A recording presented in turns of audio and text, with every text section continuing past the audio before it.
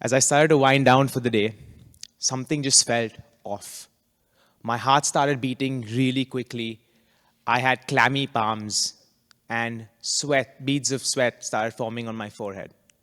It was my dear friend, the panic attack. Why was I having this? Well, at the time, I realized that I had just exited from an intense conversation. It was basically an echo chamber at university where people were talking about the classic things. You probably guessed it: CVs, cover letters, internships, assessment centers. At the time, I didn't know what I wanted to do with my life. Absolutely nada. I didn't know anything. And so what I did was I basically started mindlessly applying as well, because everybody else was doing it. I didn't want to be left behind, so I did the same thing. And when I saw everybody else succeeding and the rejection started coming in, I started feeling like an absolute failure. It's not good to keep hearing the word no all the time. And then something magical happened in a very weirdly ironic way. COVID-19. It gave me a time to think. It gave me pause, a much needed pause that I needed in my life to be able to understand what I really wanted to do with my life. And in doing a lot of thinking, because when you're in lockdown, you're pretty much with your thoughts, with yourself, a lot of meditation, journaling, and a lot of research later, there was something that I kept asking myself, this one question that kept repeating itself over and over and over again, which was, Varun, what impact do I want to have on this world? When I was trying to answer this question for myself, I came across this very beautiful phrase from Stoic philosophy. It's called memento mori. And for those of you that know Stoic philosophy, it's basically roughly translated from Latin to English. It means, remember, you're going to die. And I don't mean this in a morbid way. And the way I interpret this is, if I'm on my deathbed and I want to look back at my life, I want to say, yes, I did that, no matter the outcome, instead of saying, oh, how I wish I had done that. In short, I wanted to live my life without regrets. In this talk, I want to explore this very question with you. Well, what impact do you want to have on this world? Because it's a question that I kept coming back to. And for me, that answer was in entrepreneurship. It was in solving complex problems with technology and a group of people that were equally passionate about solving those problems. It might be very different for you, but I want to have this space, this reflection, and to hold this space to share some of my reflections that might actually spark some ideas within you. So yeah, the question is, what impact do you want to have on this world? Now, to answer this question, the first reflection that I have is from an understanding that if we're going to spend a majority of our life doing work, we might as well find out what we really like to do. And some of us are not in that privileged position of knowing. And so the typical thing that I like to do is basically call this rejection funnel. It's a very easy mental model to understand what I'm about to say. The idea is really simple. You spread your surface area of opportunity as wide as you can. So you start saying yes to as many things as you can. And then, as you start figuring out what you really like doing, you start saying no. And by a process of elimination, what's really happening is you come to the bare bones of what you really like doing. Story time. When I was at university, I had absolutely no idea what I wanted to do with my life. I think I made that very clear in the beginning, but I'm repeating it.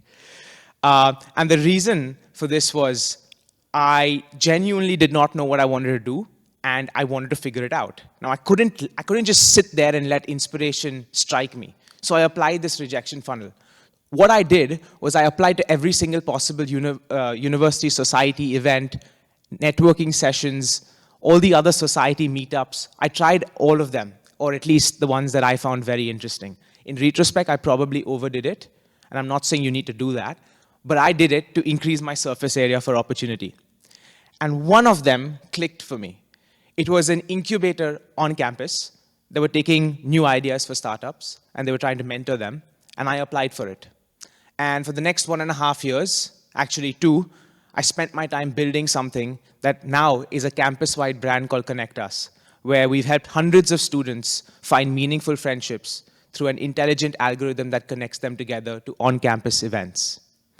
I started really liking the process of building things, to forming teams, pitching, idea generation, solving problems with technology. And that meant that I had to start saying no to all the things I started saying yes to. And this taught me a very important lesson.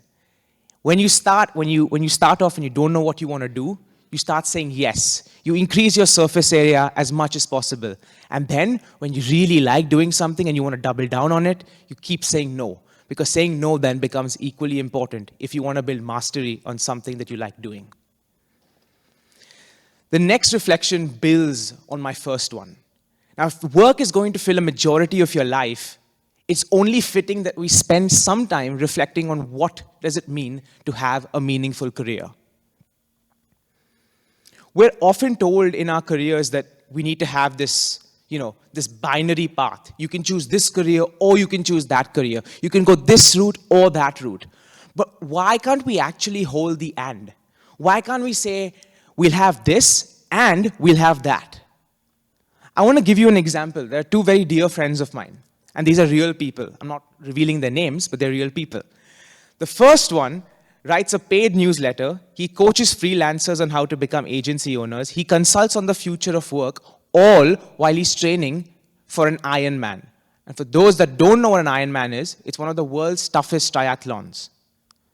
The second friend is a full-time management consultant.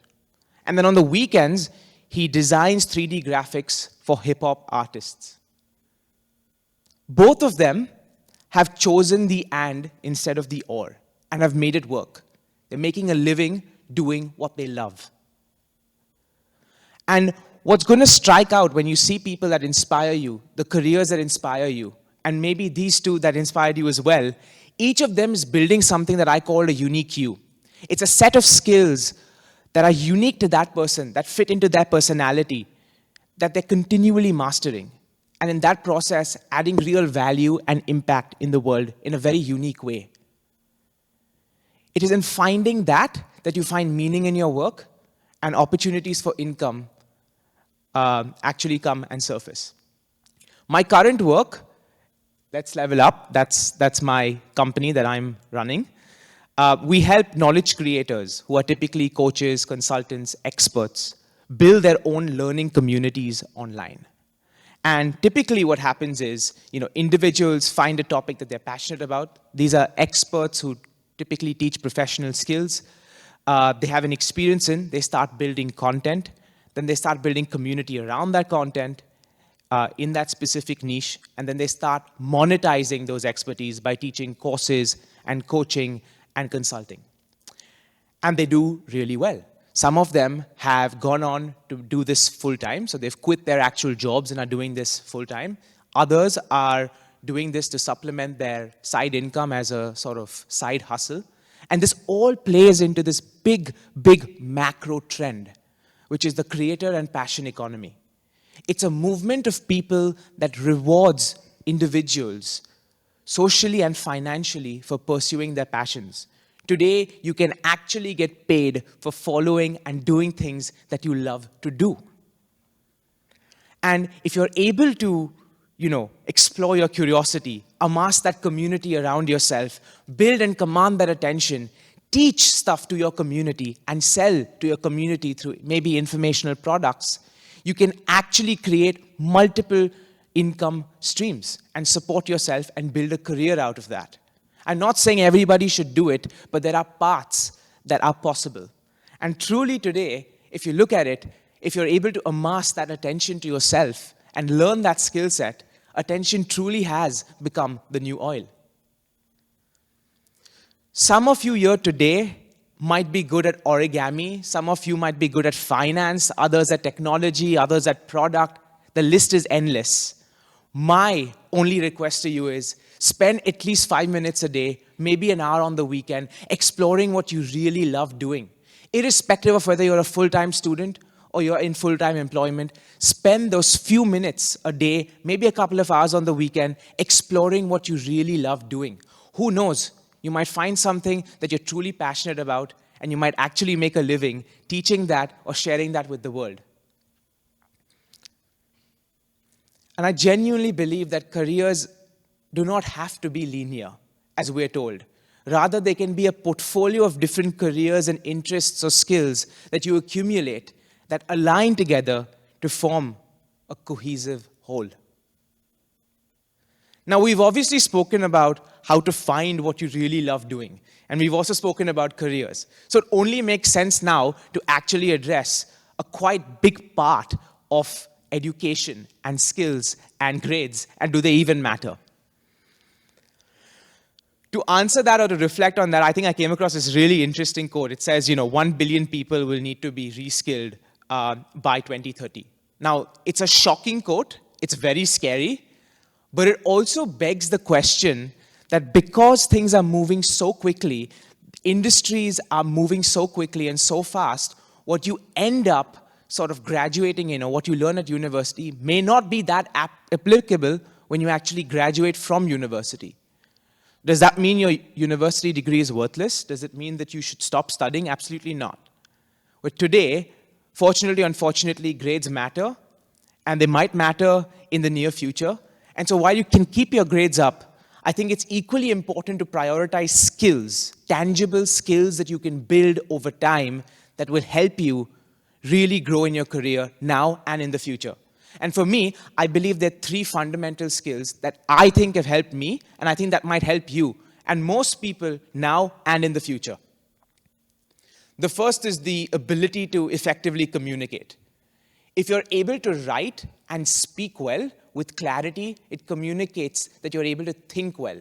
People want to be surrounded by people that think and articulate their points well.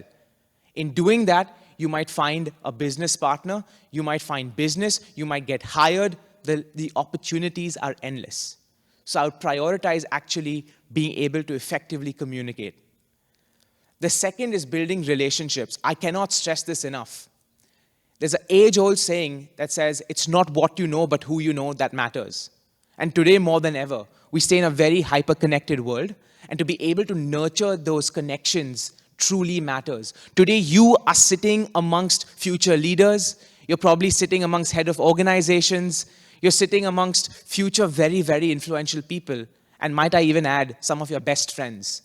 Learn to nurture relationships, add value to people, and build those relationships over time. You never know when you can add value and get value from someone. So the next time you have an opportunity to build a relationship, even though it might be outside your comfort zone, try and do it.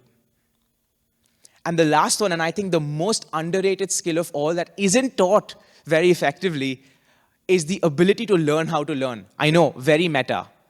But today, if industries are changing, if things are moving so fast and we need to continually upskill and reskill ourselves for the world of work, it only makes sense to be able to figure out how to learn. And that can be very different for everybody sitting here today. But the best place to actually figure this out is at university. Are you able to learn and study in a very effective manner? Can you actually get things done quicker? Can you understand faster? Can you build your own mental models to help you understand? Doing this makes you virtually unstoppable because you can now pivot into a different career, you can gain different opportunities, and you can learn skill sets that will help you progress. And how do you actually build these skills? Courses, books, degrees, they're all fine. But I genuinely believe in what Aristotle said. I think you need to have a bias towards action. The only way you can actually learn these things is by doing them, making those mistakes, failing, figuring it out, and going back and reiterating that whole process over and over again.